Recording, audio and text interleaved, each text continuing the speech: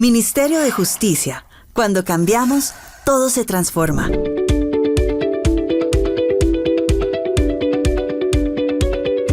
Bueno, me da mucho gusto saludarlos, les doy la bienvenida a este tema que para nosotros es de sumo interés y que precisamente se ocupa de la conciliación extrajudicial en derecho, con énfasis en resolución de conflictos agrarios y componentes de mujer y género. Hoy, para ustedes, la conciliación en el derecho penal. Mi nombre es Jairo Ignacio Acosta Aristizábal, soy procurador delegado ante la Jurisdicción Especial para la Paz, docente del instituto y docente universitario, con experiencia pues en este tema, sobre todo a la luz de mi vínculo con la Procuraduría en temas de justicia transicional y de derecho penal. La idea es que nosotros en estos dos módulos que tenemos previsto podamos acercarnos a algo que hace mucho tiempo parecería de difícil abordaje, al entender que la justicia penal, que los conflictos penales no son susceptibles de solucionar sino por dos vías: la justicia por mano propia o la justicia a través de las decisiones judiciales. En este caso vamos a ver cómo precisamente hay toda una nueva ola, hay toda una nueva visión que en Colombia parte del acto legislativo 03 del año 2002 y que incorpora a la víctima y sus derechos dentro del proceso penal, pero que además, a partir de un modelo de justicia diferencial, que es la justicia restaurativa, entrega otras visiones que puedan soportarlo. Esa justicia tiene enormes rasgos simbólicos, por eso quiero comenzar por una escultura, el abrazo del escultor Chillida, que de alguna manera nos va a permitir mostrar, no sé si no se ve aquí la escultura, nos va a permitir ver cómo se puede simbolizar otra de las salidas alternas, otra de las salidas diferenciadas a los conflictos a partir de los encuentros entre el agresor y la víctima, la comunidad y el Estado. Los temas de discusión que les propongo, en primer lugar, y para este primer módulo, son la víctima en el sistema penal, y luego haremos una introducción a la justicia restaurativa. En el segundo módulo hablaremos del enfoque y de la práctica restaurativa. Entonces, sin más, comencemos de una vez para poder abordar este nuevo paradigma de la justicia. ¿Por qué hablamos de un nuevo paradigma de la justicia? Porque tenemos una visión clásica, histórica, en la cual la justicia responde a un principio que es darle a cada quien lo que le corresponda. Sin embargo, es entendible y puede resultar entendible que hay distintas respuestas al conflicto humano. Las respuestas al conflicto humano pueden obedecer a los distintos órdenes reguladores que existen. Uno, el que cada quien, a partir de su propia condición y conciencia, asume. Esto es, cómo reacciono yo frente a un conflicto que genero o que me generan. Luego, ¿cómo responde la sociedad frente a estos mismos conflictos? Bajo una condición, y es que la colectividad tiene unos principios éticos, morales, sociales, que no individuales, en donde los usos, las costumbres, las valoraciones colectivas son las que pesan para poder saber cómo se responde a esas preguntas. Y luego tendríamos la otra forma de resolver los conflictos, que es a través del escenario judicial. Si yo les pregunto a ustedes, y piensen en unos segundos para ello, ¿qué refleja esta fotografía? Pues entonces seguramente tendrán una visión muy probablemente semejante a lo que describiremos enseguida. 5 segundos para que la miremos, pensemos qué refleja esta figura y entonces veremos si coincidimos o no. Esta figura generalmente replica un escenario judicial, pero no es un escenario judicial en donde la institucionalidad está presente, en donde las normas y los protocolos rigen las intervenciones, sino también el escenario en el cual se está definiendo muy seguramente un problema jurídico elevado a los jueces. Podríamos pensar hipotéticamente que es un problema jurídico que tiene que ver con la responsabilidad penal. El énfasis y la caracterización de quien en este momento funge o actúa como orador, interlocutor, quien hace una intervención en el foro, nos permitiría pensar también que está haciendo un señalamiento, que está haciendo una valoración en torno a la culpabilidad. Y una primera reflexión entonces que traeríamos a propósito de la conciliación en el modelo de justicia penal tendría que ver con lo que estamos viendo aquí. Esto es, en realidad, la gran mayoría de los conflictos se resuelven hoy en día en escenarios de justicia en los que las partes actúan en términos de adversarios, en términos de contraparte, en términos de lo contencioso, y en donde de alguna manera se define la suerte o las consecuencias del incumplimiento de una norma jurídica a partir de una decisión judicial que le da o no la razón a los postulantes o a quienes elevan una pretensión. Digamos que en este caso es el fiscal. Este es el fiscal. Está haciendo un señalamiento buscando demostrar que hay una responsabilidad. Porque esa actitud beligerante, ese cuerpo que refleja énfasis en la importancia de que su tesis sea acogida, porque es un reto, porque es una contienda, porque es el Estado versus alguien. Y en este sentido, de emerger, de definirse el proceso a través de una absolución, la Fiscalía saldría derrotada. Si al contrario hay una condena, la Fiscalía saldrá airosa. Pero del otro lado tenemos ¿a quién? A un procesado que de ser condenado perdería y de ser absuelto ganaría. ¿Quién falta en este escenario? ¿A quién no hemos tenido todavía en cuenta en este escenario? Pues bien, la mayoría de los conflictos penales hoy en día se resuelven a propósito de definir la responsabilidad, la culpabilidad de alguien por una conducta intolerable dada su gravedad, porque afecta bienes jurídicos de alta envergadura, los cuales en Colombia, artículo 2 constitucional, el Estado ha asumido el compromiso de proteger la vida, proteger las libertades, proteger los bienes, proteger las relaciones. Y por eso el Estado entonces, a pesar de los altísimos índices de impunidad en Colombia, la cifra negra de la impunidad, esto es, los casos que no llegan a los estrados judiciales pueden estar en el 97%. A pesar de esa altísima y gran cifra de impunidad, aquellos casos que llegan a los estrados judiciales y en los que la Fiscalía asume la vocación de acusador, pues tienen una clara pretensión, y es: declaremos la responsabilidad, que nos declaren la culpabilidad y que por supuesto se imponga una consecuencia. ¿Y cuáles son las consecuencias que la justicia normalmente tiene prevista para la comisión de delitos? Penas, del derecho penal tiene penas. Y las penas son expresiones aflictivas que buscan en términos o en clave de la retribución que la persona que cometa un delito, que ejecute un daño a otro, pues entonces se ha sometido a una consecuencia aflictiva que la haga pasar tan mal o que la haga pasar mal, así como él lo ha hecho para con una víctima, para con alguien. Por eso el común de nuestras observaciones, de nuestros criterios, de nuestras expresiones como sociedad es que solo habrá ausencia de impunidad cuando haya cárcel y que habrá impunidad cuando no haya cárcel, incluso con la gran dificultad de someter nuestros juicios a una información sesgada, a una información insuficiente, como es la que nos transmiten los tribunales de la mañana, los tribunales de las redes sociales, los cuales con una mínima información nos ponen a deliberar como sociedad.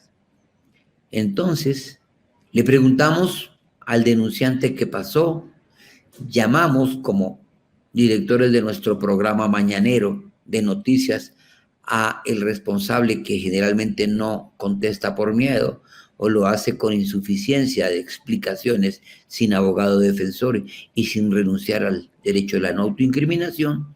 Y al finalizar el programa, el director, el conductor del mismo nos dicen: ustedes juzguen, y muy probablemente el sesgo de la presentación de la noticia ya nos dejará, por supuesto, con una definición: culpable. Y a los culpables entonces les prometemos una consecuencia, que es la consecuencia de la privación de la libertad, el dolor, el castigo, la aflicción, bajo una dinámica entendible culturalmente, y es que el dolor, la insatisfacción, en este caso hasta el hacinamiento, puede terminar purgando las culpas, purgando los daños. Esta imagen que aquí tenemos obedece a una cárcel cualquiera de nuestro continente, del área en la que vivimos, en donde pasamos pues de estar privados de la libertad a estar hacinados y en condiciones absolutamente indignas, que por supuesto no solamente tienen que ver con la libertad, tienen que ver con la vida, tienen que ver con el libre desarrollo de la personalidad, tienen que ver con la intimidad, y que desafortunadamente no está el Estado en condiciones de garantizar y asegurar.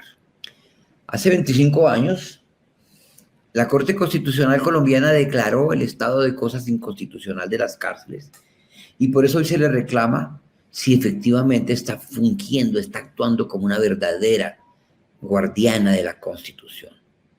Cuando yo, después de 25 años, no observo que las cosas que declaré inconstitucionalmente han variado, debiéndolo haber hecho de inmediato, con cambios absolutos, entonces quiere decir que mi función, que debe ser de impacto y efectividad, se está tornando en simbólica.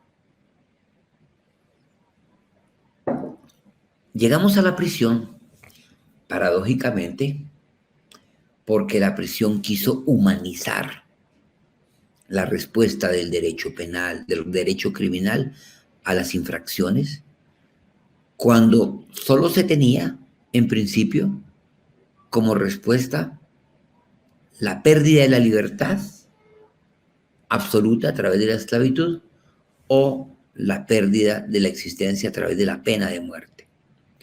Entonces, para quienes seguramente lo recuerdan, y si no, pues les comento, en su libro de los delitos y de las penas, Cesare de Beccaria, que es el primer humanista, filósofo que de manera sencilla imprime en su texto los derechos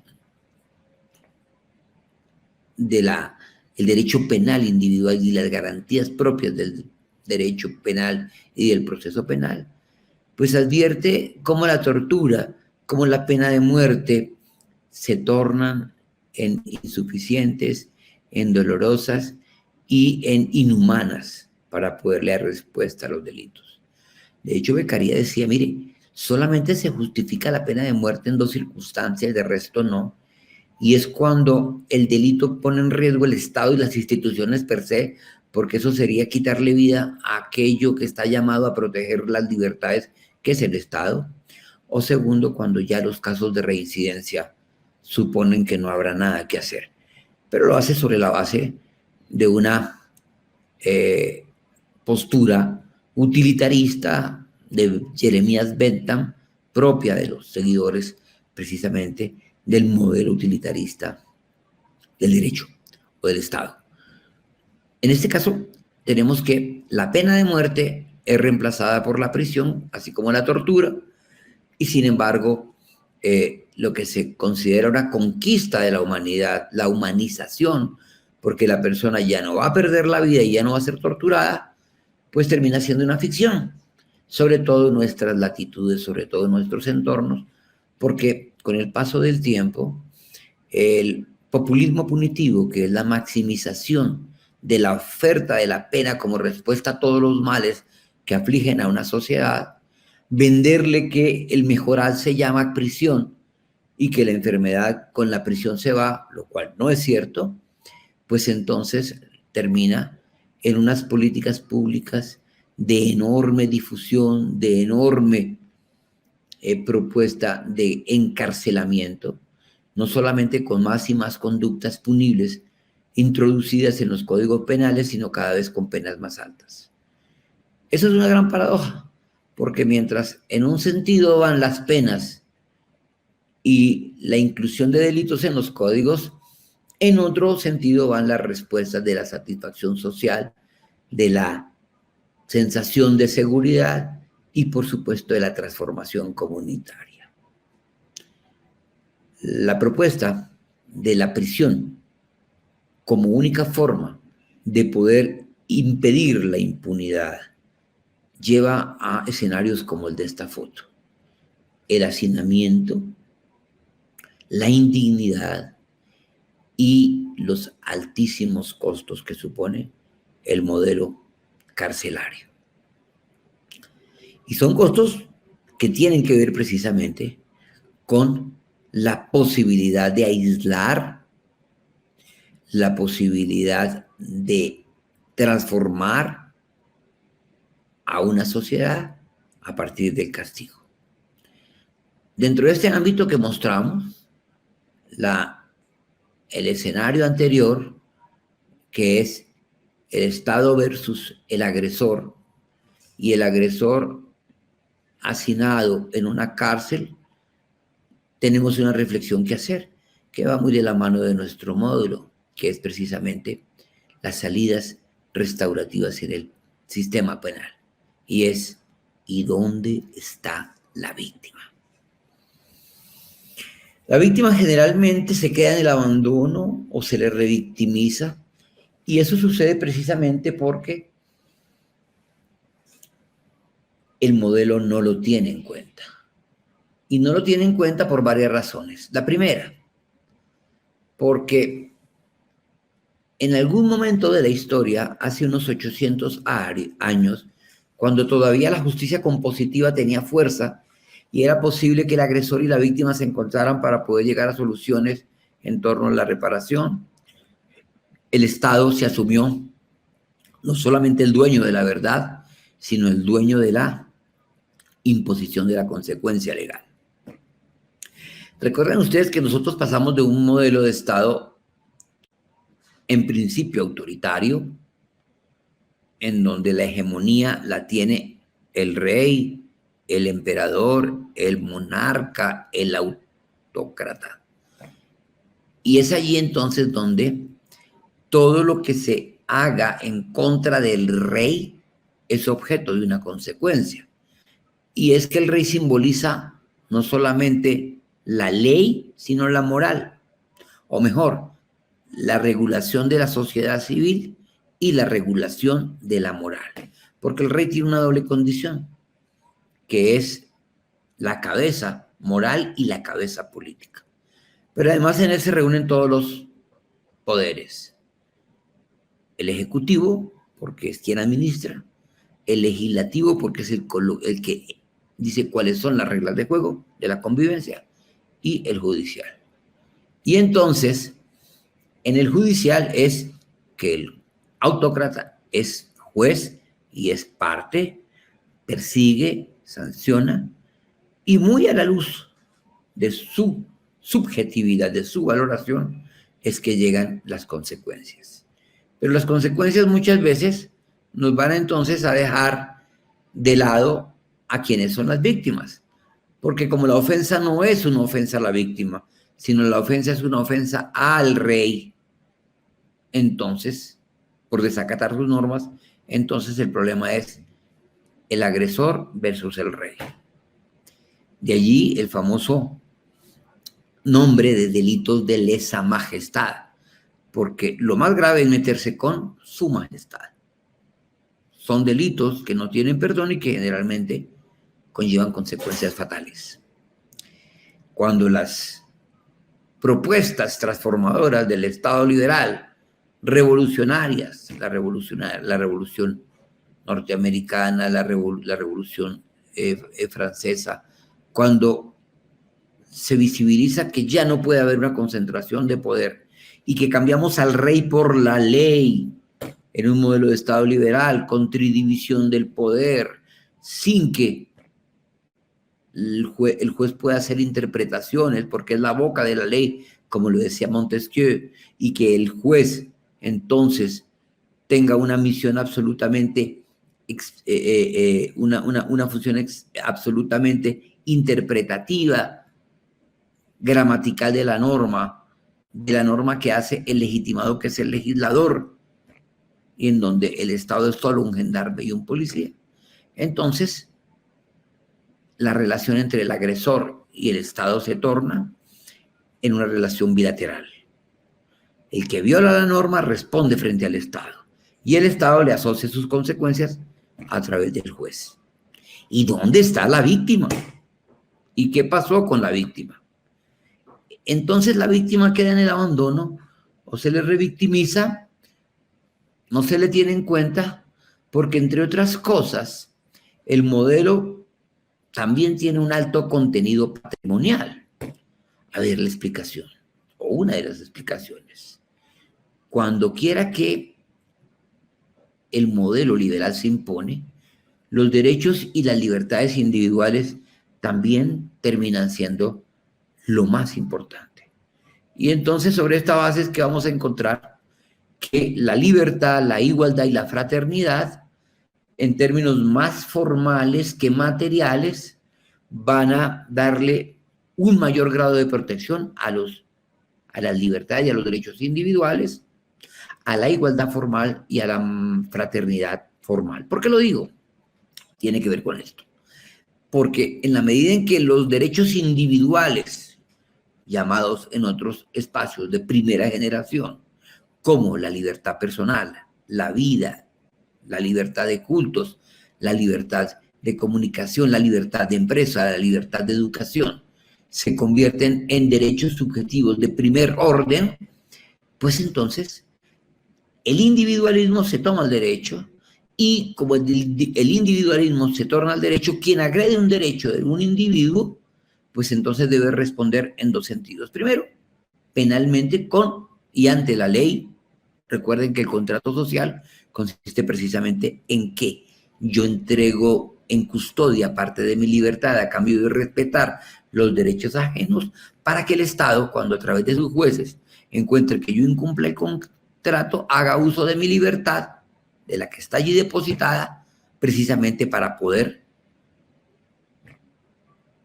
redimir, para poder pagar esa falta. Y el otro derecho, que es el derecho a la reparación de la víctima, pues también a la luz de los derechos individuales y teniendo en cuenta la supremacía, pues se va a reducir al derecho económico, esto es, a la reparación con contenido económico, llámese indemnización.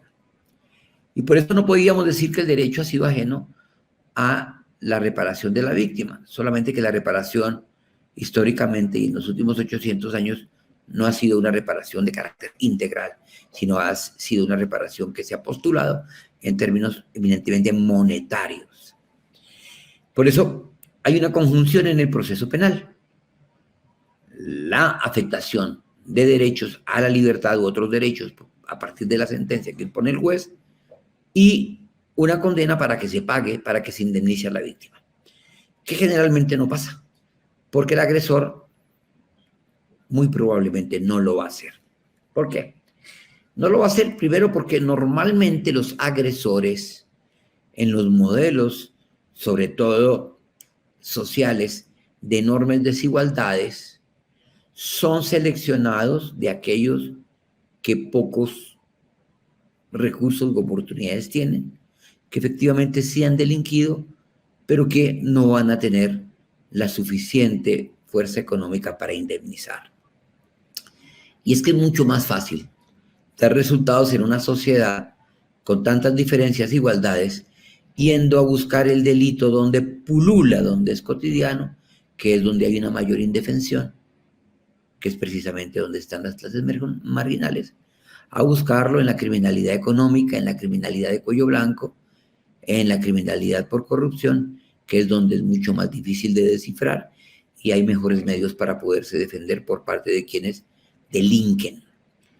Pero no solo eso, y es que no solamente la mayor parte de la población carcelaria, de los condenados, son marginales y no tienen cómo reparar. Luego las sentencias que los obligan a reparar son sentencias para enmarcar, sino que los pocos que se condenan y que tienen medios, pues los ocultan o los utilizan pagando el abogado, lo que vale una cárcel, o guardando para su salida.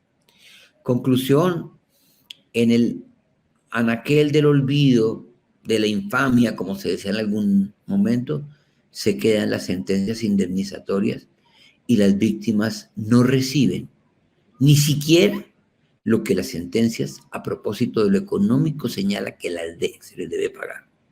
¿Qué no decir de sus demás necesidades? La víctima, entonces, regresando a esta diapositiva, normalmente tiene como expectativa de un proceso penal ordinario el abandono o la revictimización.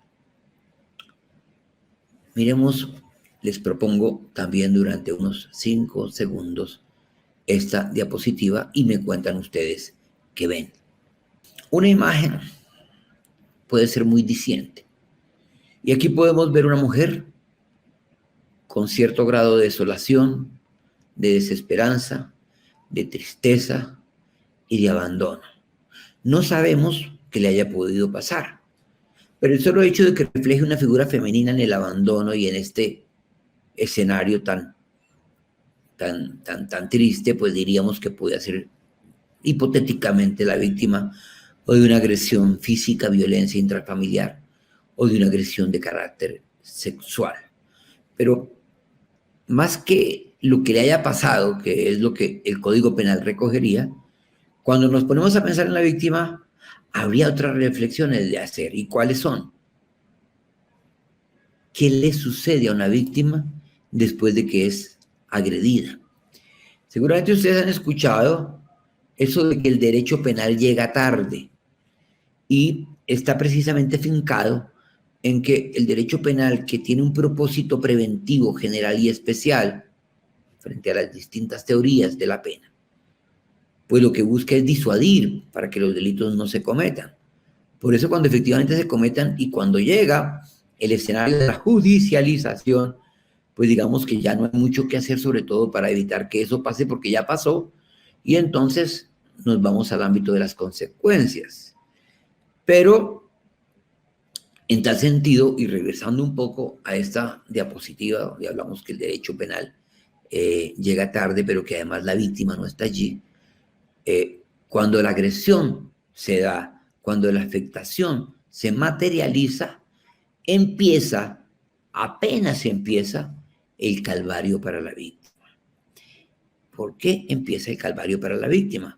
Porque de la agresión se van a seguir toda una serie de consecuencias que tienen incluso la vocación en algunas oportunidades de tornarse en intemporales, o sea, eternas o perpetuas. Este caso, si hipotéticamente corresponde, por ejemplo, al de una mujer agredida sexualmente, puede llegar incluso a una serie de afectaciones psicológicas que le lleven al reduccionismo social, a la ausencia total de relaciones interpersonales y muchas más. Pero incluso puede llegar a una serie de síndromes que las hacen, digamos, tener una enorme dificultad para poderse reincorporar a la sociedad. Una víctima de una agresión sexual pierde el control de su vida, el control de su cuerpo, el control de su sexualidad. Y las respuestas que le ofrece el derecho penal, en el mejor de los casos, es el encerramiento y la sanción del agresor. El síndrome de las manos sucias, que es uno de los síndromes que acompaña en muchas oportunidades a las víctimas de las agresiones sexuales, les deja por mucho tiempo, más o menos dependiendo de su capacidad de superarla, una sensación de que están tocadas, están sucias. Y por eso estas víctimas de las agresiones sexuales se bañan una y otra vez con la pretensión de que el agua, el jabón, les retire la impureza que les dejó la agresión. Y no pasa nada porque siguen sucias, porque están emocionalmente afectadas. Podemos ofrecerle dos alternativas o varias alternativas al agresor. Esta podría ser una, la prisión, cuando no hay impunidad, o esta otra. Miremos 5 segundos esta imagen. Como ustedes lo han advertido, se trata de una imagen que corresponde a la ejecución, a la pena de muerte. Una persona que es judicialmente condenada y por lo tanto ejecutada con la pérdida de la vida. En los modelos anglosajones y en otros países, cuando los jueces condenan o emiten el sentido del fallo, muchos, al avalar lo que el jurado decide, se dirigen a sus víctimas, a las víctimas, a preguntarles, bueno, ¿ustedes qué creen que yo debo hacer con el agresor? Pero no preguntándoles por el daño, por su reparación, por sus necesidades, sino por cómo creen que debe ser la pena. Como muchas veces es la única alternativa, y la respuesta, pues por supuesto, está llena de enorme emotividad, varias piden penas muy altas o pena de muerte. Y efectivamente, se puede dar la pena de muerte. Pero ¿qué pasa con la pena de muerte? Pues que de alguna manera es utilitarista. ¿Por qué no decirlo? A veces alivia la condición del agresor, porque su vida es una vida indigna y una vida llena de infortunios. Pero lo que es aún peor es que no le resuelve a la víctima las necesidades frente al daño. Alguien dirá que esto corresponde con un modelo de justicia que aprendimos, que es lo que tiene que ver con la justicia distributiva. Darle a cada uno lo que le corresponde. Y cuando le da uno a cada quien lo que le corresponde, pues diría, el que la hace la paga, al que daña se le castiga, como regla simétrica de la distribución de consecuencias y de condiciones. Hay una propuesta que en clave del derecho penal, visto desde la óptica transformadora, restaurativa, y que precisamente en este escenario se permite a través de la mediación y de la conciliación, pues es distinta o cambia un poco, y es darle a cada quien lo que necesita. Darle a cada uno lo que necesita. En el modelo que hemos presentado en la diapositiva del juicio, ¿qué es lo que le corresponde al agresor? Distributivamente, la cárcel, la sanción, la dosis de una pena. En el modelo de la víctima que queda abandonada o revictimizada, ¿qué será lo que le corresponde? ¿O no será mejor ver la justicia desde la óptica de la necesidad? Esta es un poco la esencia y el comienzo de la justicia restaurativa, de la cual se escucha mucho hablar hoy en día a propósito de los modelos de justicia, sobre todo en Colombia. Colombia es adalid, Colombia es abanderado en la justicia restaurativa por varias razones, entre otras cosas porque es el único país, puedo equivocarme en la medida en que todos los días aparece nueva información, el único país que constitucionalizó primero en el acto legislativo 03 del año 2002 el derecho de las víctimas o el derecho de una víctima a estar en un proceso penal con pretensiones de reparación. Y segundo, porque allí mismo se incorporó el concepto de justicia restaurativa, Constitucional 250. Entonces, como lo tenemos, más allá de tener una justificación normativa y constitucional, miremos un poco cuál es su justificación conceptual y práctica, que es la segunda parte de nuestro módulo.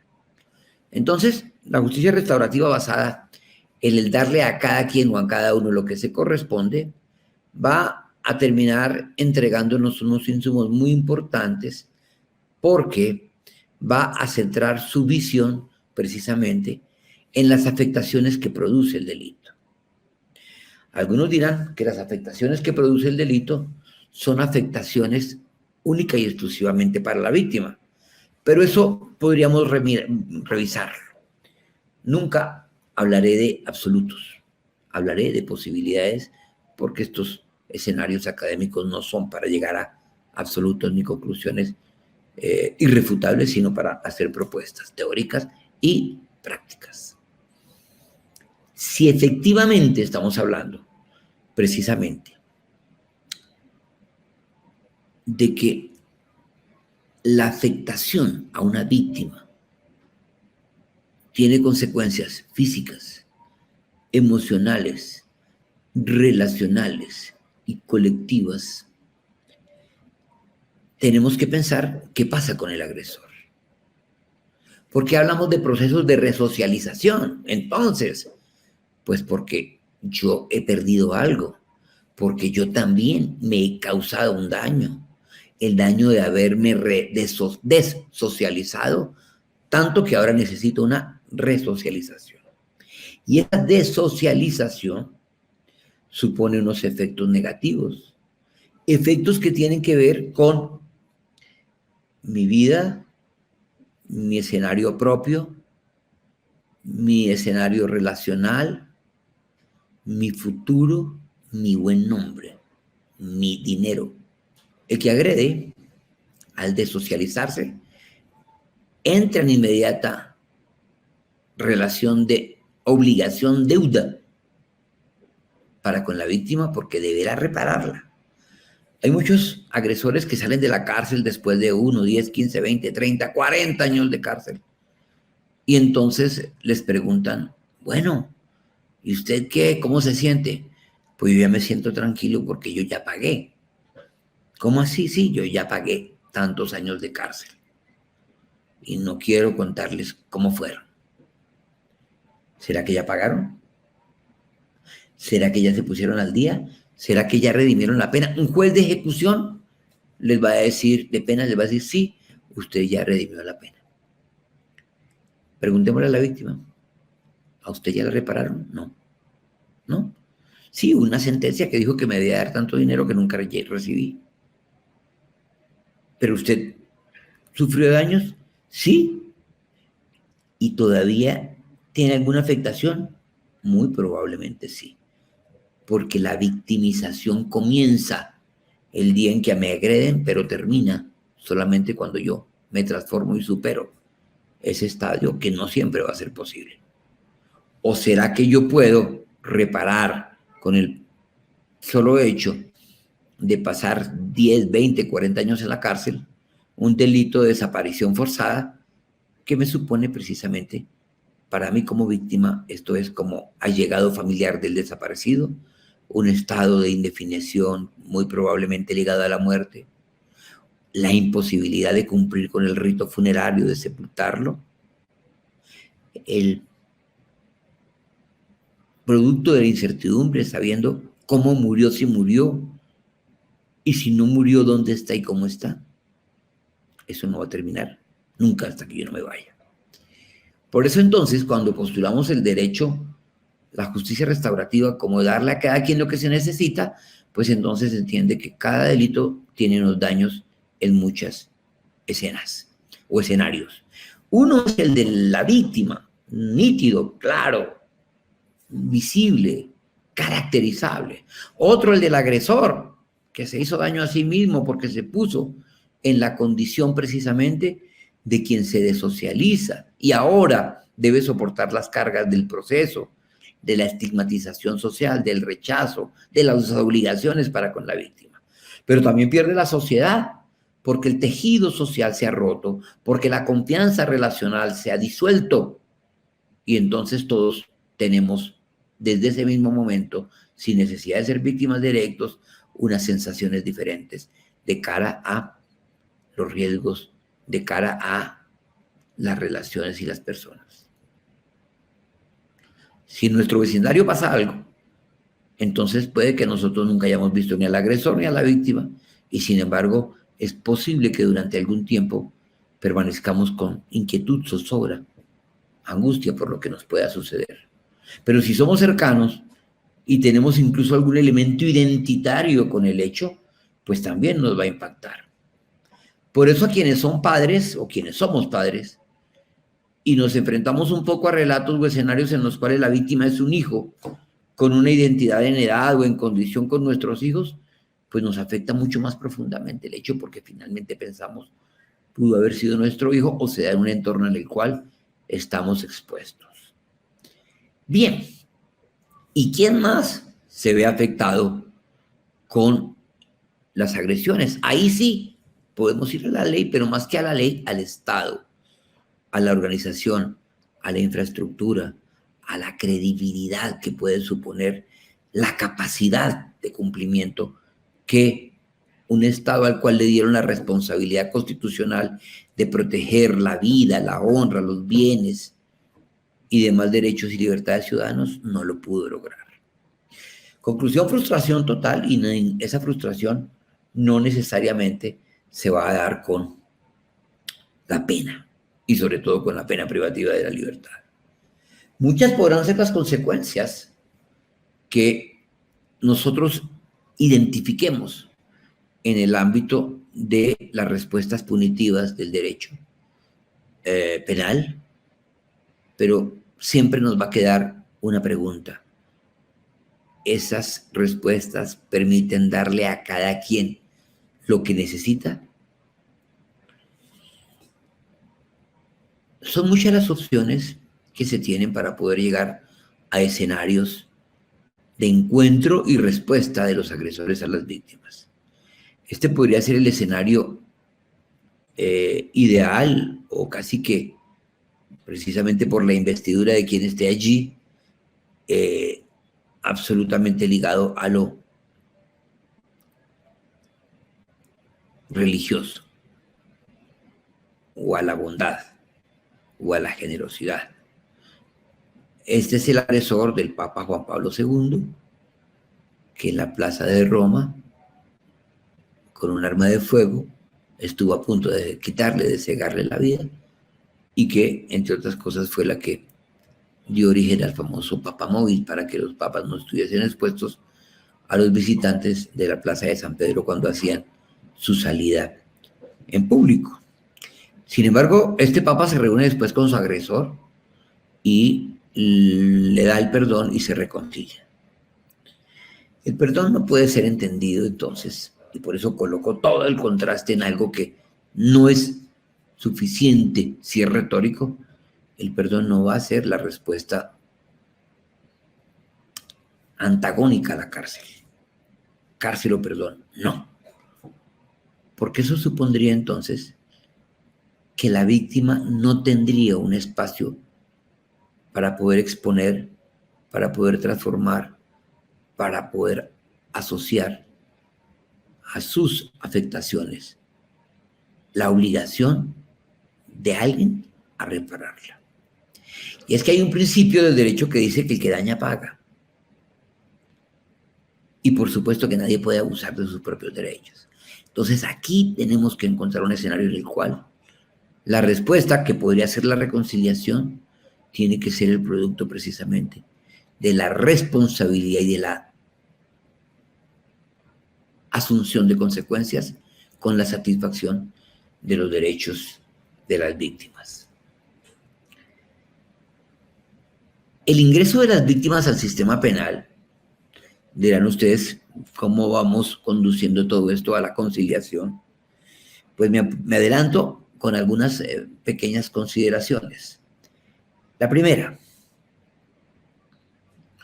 un llamado de atención frente a la eficacia que el derecho en general y el derecho penal en particular ha podido tener de cara al trámite de los conflictos sociales más graves con el monólogo de la pena privativa de la libertad.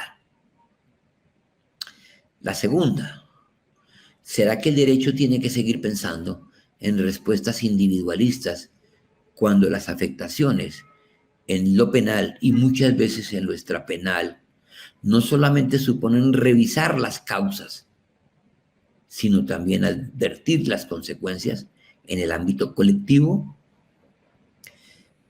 Y lo tercero, ¿Será que el trámite que nosotros le estamos dando en términos formales a la mayoría de los conflictos que en materia penal se dan a través de escenarios en los cuales las partes son adversarios y la verdad es más formal y procesal que material, satisface las necesidades de las víctimas?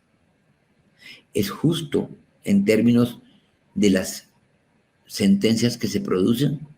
¿O muchas veces pueden estar ligadas a la capacidad de la defensa o a la debilidad de la fiscalía? Son preguntas. Regreso. La fuerza que le pone entonces el modelo de justicia transformador restaurativo a la presencia de la víctima en el sistema penal y nuestro Código de Procedimiento Penal, la Ley 906 de 2004, está permeado por completo de los derechos de las víctimas. Tiene que ver precisamente con su reconocimiento y con la búsqueda importante, la búsqueda de transformación en el ámbito del sistema, que no necesariamente se va a dar dentro del proceso, puede ser por fuera del proceso, pero que, como lo veremos enseguida, tiene espacios concurrentes. Las víctimas en el sistema penal.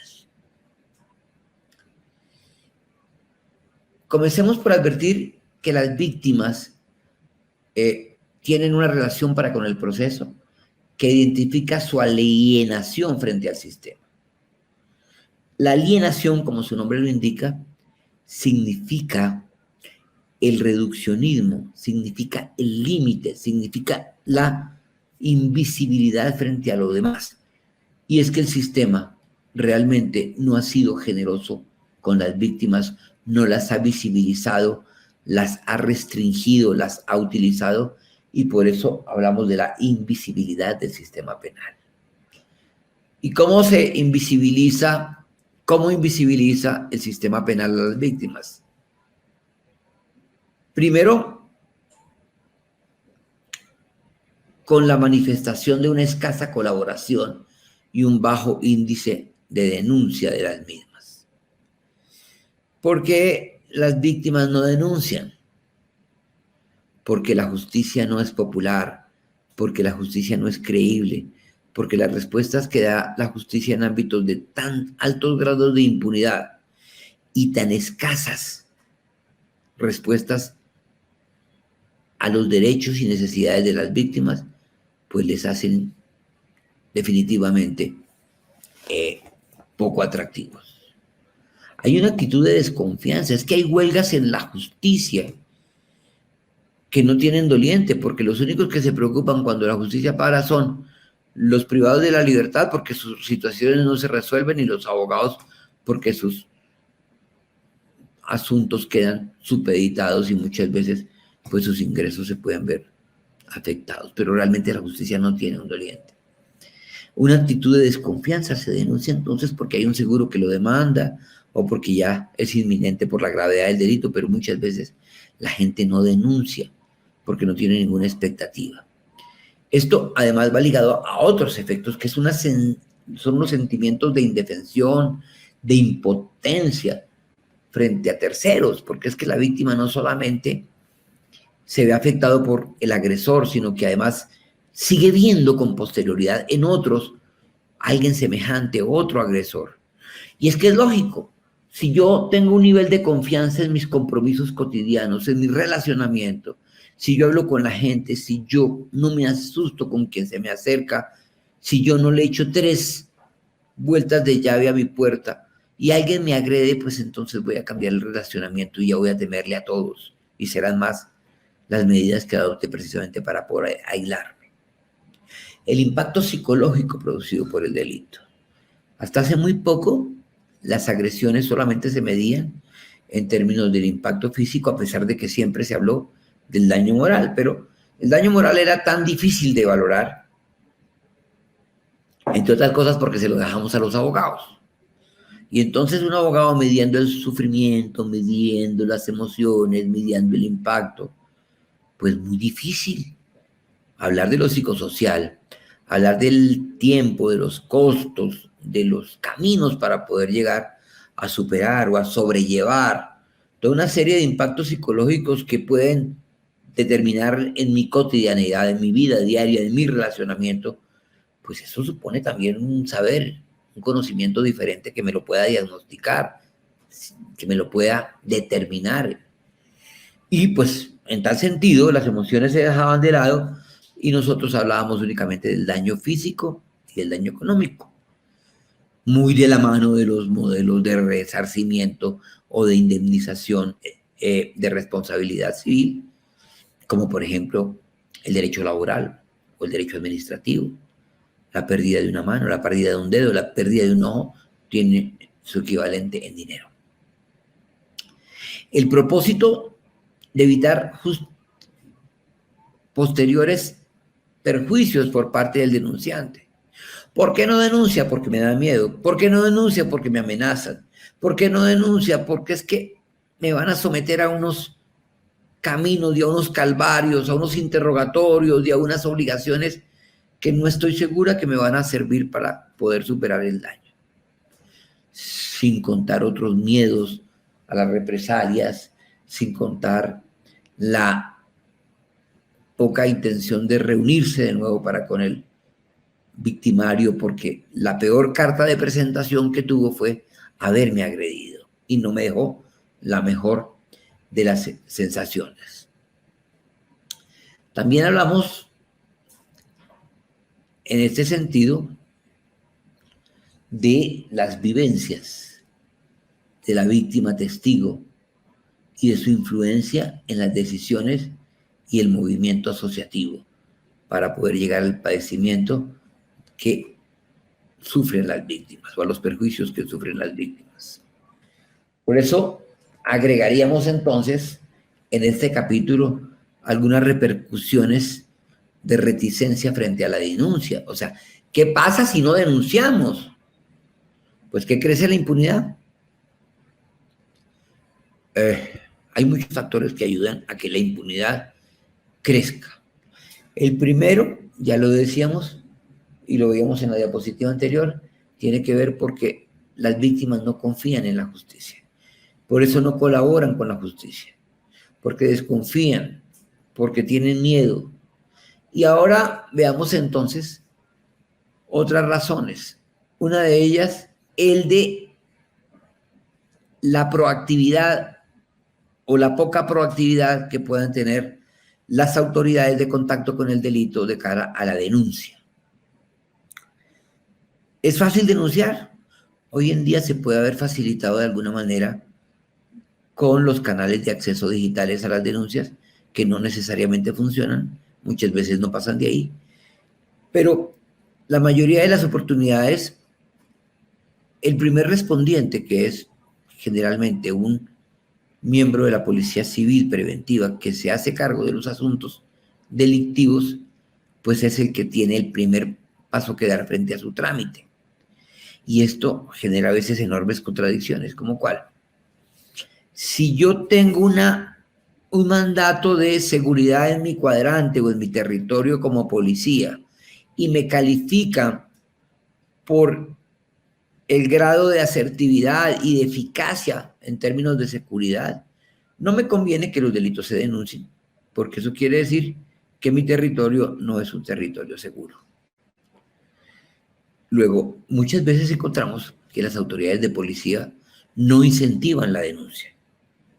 Unos porque efectivamente frente a delitos menores ya tienen capacidad y vocación de hacer ejercicios de encuentros restaurativos en los que las partes agresor y agredido pueden llegar a acuerdos frente a delitos menores que no necesariamente tienen que suponer denuncias. Otros porque efectivamente saben que un delito más en su territorio les va a dar un punto bajo en la calificación de la capacidad de maniobra. Todo esto, entonces, ¿a qué nos lleva? A que no se quiera denunciar porque no se cree o porque no sirve y que crezca la impunidad. ¿Cuál es el efecto perverso de la no denuncia? Pues que con unos niveles tan altos de impunidad se puede incidir en el proceso de motivación de los infractores potenciales, porque si uno sabe que realmente no es tan fácil que lo procesen que lo lleven a escenarios de sanción o de reparación, pues digamos que sí paga, que el negocio sí puede ser ese. Y entonces las leyes, las combinaciones legales pierden toda su fuerza. No hay ningún tipo de motivación, porque casi que uno puede jugar con la afirmación de que solamente siendo muy mal delincuente o estando muy de malas, es probable que nos vayan a juzgar. ¿Y cuál es la consecuencia? Pues que las estadísticas nunca nos van a reflejar lo que está pasando y que vamos a tener una política criminal completamente desfasada. En ese mismo sentido, entonces, podemos pensar que hay una serie de vivencias que tienen las víctimas que tampoco ayudan. Y todo esto para motivar el por qué es importante llegar a escenarios de transformación, mediación, conciliación entre las víctimas y los afectados. Porque el sistema no es suficientemente robusto como para responderles. Y son las vivencias de la víctima testigo. La víctima testigo tiene un gran problema y es que se siente maltratada. Sabe que es importante y no recibe un trato equitativo ni de la policía ni de la fiscalía. Un poquito como al caído caerle, le pongo problemas para poner la denuncia, dudo de que usted haya sido realmente una víctima y no un provocador. Encontramos una enorme burocracia alrededor de la victimización, una policía impreparada para poder tener su condición de primer respondiente, que no está habilitada para la práctica de los derechos, de los primeros auxilios victimizantes. Y por supuesto entonces con gran capacidad para poder permitir que los delitos y las agresiones se amplíen.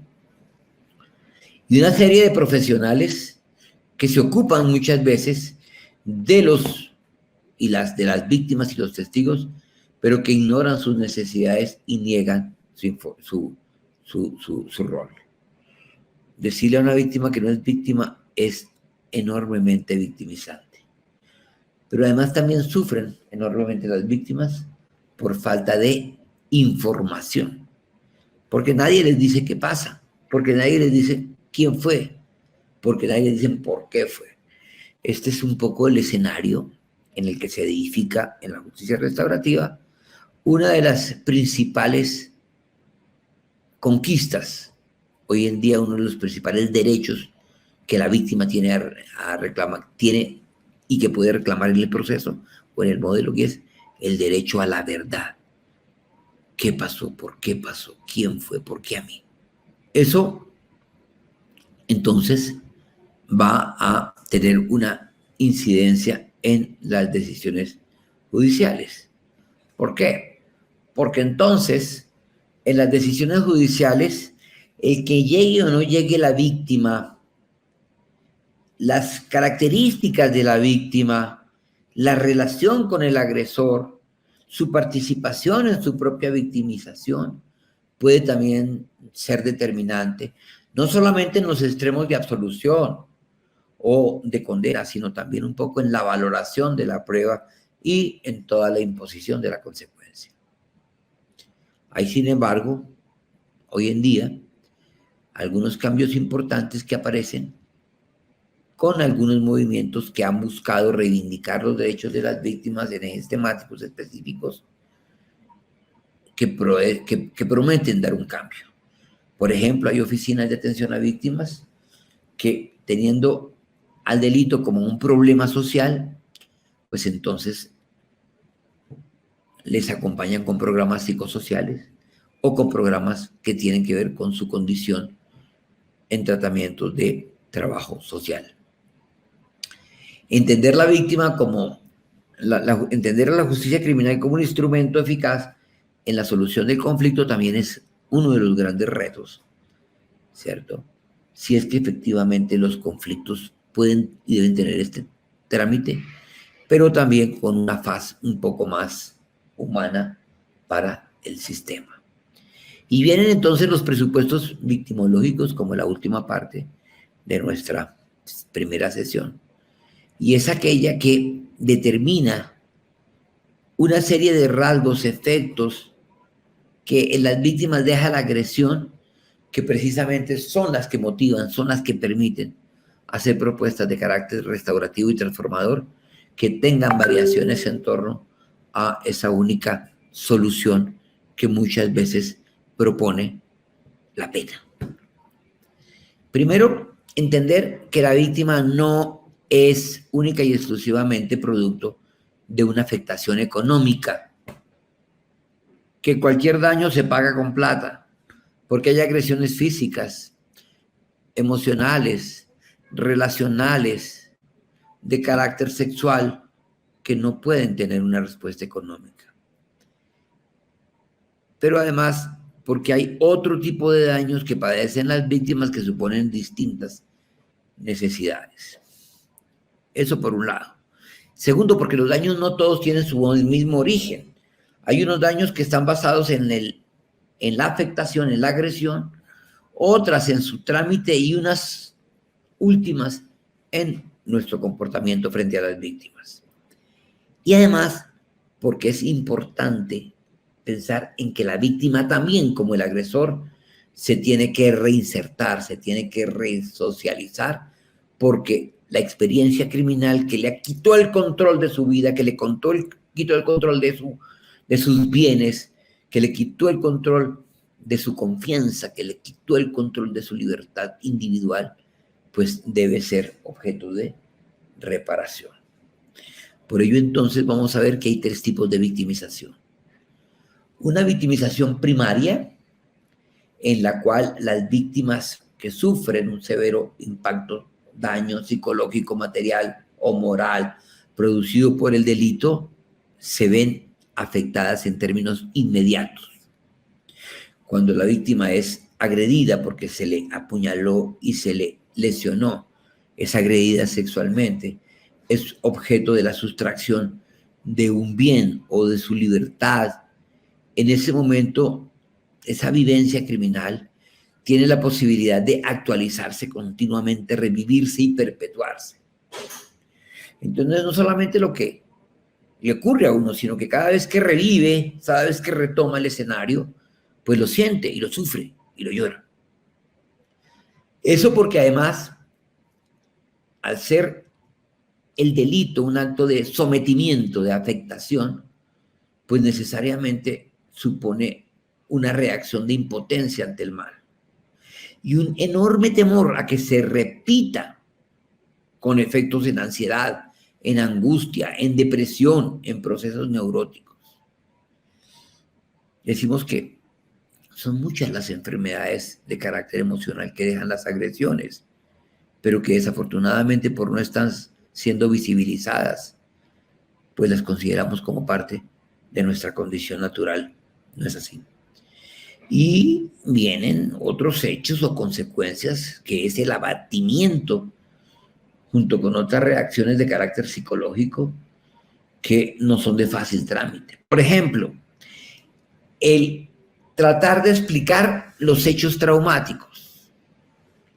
Y eso a veces se hace desafortunadamente con ámbitos de autorresponsabilidad o a través de complejos. A mí me agredieron porque di papaya, porque estaba en el lugar equivocado, porque me puse un vestido vaporoso, porque llevaba el reloj o el teléfono expuestos. ¿Cómo no lo iban a robar si usted dejó conectado su teléfono ahí en ese restaurante a la mano de todo el mundo? Tiene toda la razón. Yo debo ser el responsable de lo que pasó porque soy un irresponsable. No se me ocurrió que eso iba a pasar.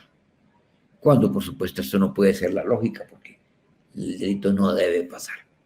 Cuando todos estos efectos inmediatos, que no son solamente el impacto del delito, se reviven, se perpetúan, se tornan en explicaciones y en reflexiones, estamos frente a la victimización primaria, cuyo diagnóstico es muy importante si queremos saber cómo superarla. Pero ahí no se detiene. Hay una victimización secundaria. ¿En qué consiste la victimización secundaria? En que una vez el delito se comete, pues hay que darle un trámite. El Estado tiene que cumplir la obligación de, si no protegió y oportunamente impidió que se sucediera, pues reaccionar a ella para poder entonces ajustar las cargas, imponer la consecuencia punitiva. En este caso, buscar una reparación para la víctima. Y entonces eso se lo dejamos a un aparato que en términos macro diríamos es la justicia, que es el control penal formal, la policía, los fiscales, los jueces, que muy ligados a los modelos de justicia retributiva, pero también altamente permeados por la burocracia judicial, por el día a día y por la insatisfacción, por muchas veces las pocas resultas positivas de su trabajo en términos de solucionar conflictos, pues terminan desafortunadamente revictimizando. Sí, los policías, los fiscales, los jueces terminan revictimizando. ¿De qué manera? Muchas veces con la indiferencia o con el trato indiscriminado, a veces desobligante para con las víctimas. Las víctimas son supremamente sensibles, acaban de ser agredidas, vienen de ser afectadas, son las que tienen derecho al acceso a una tutela judicial afectiva y muchas veces el policía, el fiscal o el juez o se la niegan de plano o simplemente les dan un tratamiento despótico, descomedido, poco solidario. ¿Qué pasa con eso? Pues que la víctima se siente despreciada, maltratada y sobre todo utilizada como pretexto para la investigación. Tenemos muchos casos en los cuales, por ejemplo, una víctima es amenazada, la fiscalía le ofrece protección el programa de protección de víctimas a testigos y solamente se lo da hasta el día que va y rinde el testimonio porque después ya la utilizó, ya no le interesa. Pero también tenemos muchos espacios en los cuales a la víctima se le ve más como un testigo para sacar adelante el caso por parte del fiscal ante el juez y no realmente como aquella persona que tuvo que sentir, en cuya humanidad repercutieron todos los efectos graves. Eso no se facilita además en tanto que los sistemas suponen garantías como por ejemplo el encuentro de la víctima con el agresor, que no siempre son conducidas de la mejor manera. Hay interrogatorios de parte de la contraparte o de parte de la defensa que terminan revictimizando. Hay intimidaciones en escenarios judiciales que no siempre son oportunamente visibilizados y controlados por los jueces. Ir a poner una denuncia cuando no se puede hacer vía digital y tener que hacer colas, pedir turnos, tomar fotocopias o simplemente caer en un despacho judicial o en una unidad en la cual el investigador cambia cada 8 días y cada vez que llega me llama que le relate lo mismo. Todo eso termina siendo una experiencia humillante en donde la víctima realmente no solamente lo fue del delito, sino que ahora lo es del sistema legal.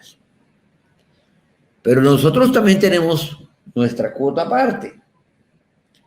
Y es precisamente el de que como comunidad tenemos responsabilidades.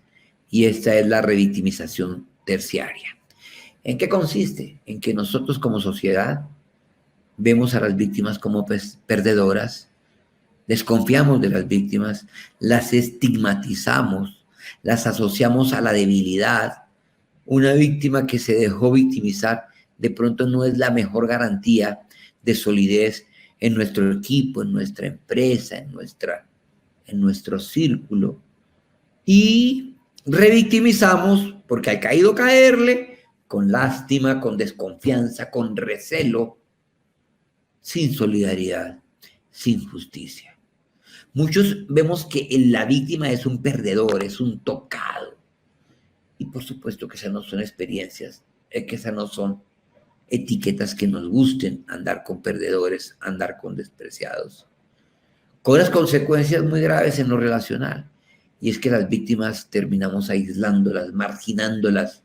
Y cuando uno lo marginan, cuando uno lo reducen, cuando uno lo dejan en la postración, pues hay una modificación de su nivel de vida, los hábitos, el estilo de vida, para concurrir con algunos trastornos, en las relaciones interpersonales y entonces cada vez se hará más y más difícil, más compleja la condición de víctima.